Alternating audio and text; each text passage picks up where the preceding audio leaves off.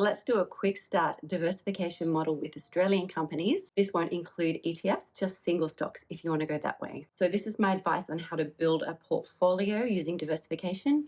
And the companies I mentioned, they are just examples. The companies that you choose to have in your portfolio is personal to you. If you've never invested before and you want to start a dividend portfolio, the first company that you would put in your portfolio is probably a bank. Banks are going to give you that core stability and profitability. They don't have as much growth as many other exciting companies on the stock exchange, but they do provide very stable income and they're a great first choice. Banks are just consistent dividend players. All of the banks, including the four big, have very strong track records. So the banks here are Westpac, ANZ, Commonwealth Bank, there's NAB, Suncorp. There are so many great bank stocks. Now, I personally like ANZ, Bendigo Bank, Suncorp, and I don't mind Bank of Queensland as well. Some of them, including Commonwealth Bank, are great, but they're a little bit overpriced right now. When there's a price drop, that's the time to buy, but right now they're a little overpriced. The next sector you want to put into your portfolio is a retail company. Retail companies are great. They have both income and growth. Plus, you already understand these businesses. You probably shop there. You understand demand. These are companies like Woolworths and Coles and Wesfarmers that own Bunnings and Kmart. So the retail stocks that I particularly like are Coles,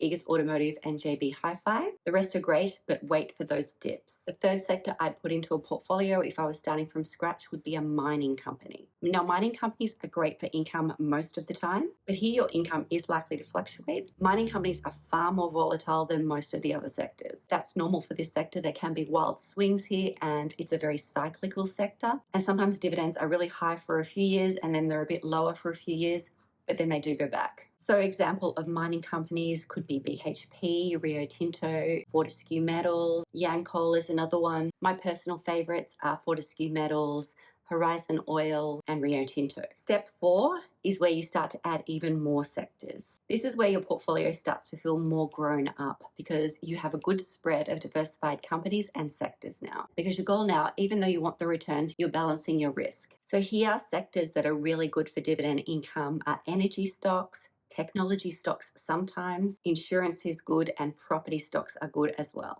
These are all great for income and diversity, and sometimes even growth. So here I like Helio Group, I like Macmillan Shakespeare, and Stockland is good too. Once you've rounded out a good mix of sectors, you can go in and fill in the sectors that are more profitable to you. So maybe that you want 2 or 3 banks, maybe you want an extra mining company and so on. But really when you're starting out, banks are going to be your foundational layer. Retail stocks are going to be your support layer. Mining, you probably want a smaller allocation here, but these are going to provide good income. And the other sectors are just for balancing and smoothing out your portfolio. You also don't need hundreds of companies. If you want hundreds of companies, get an ETF.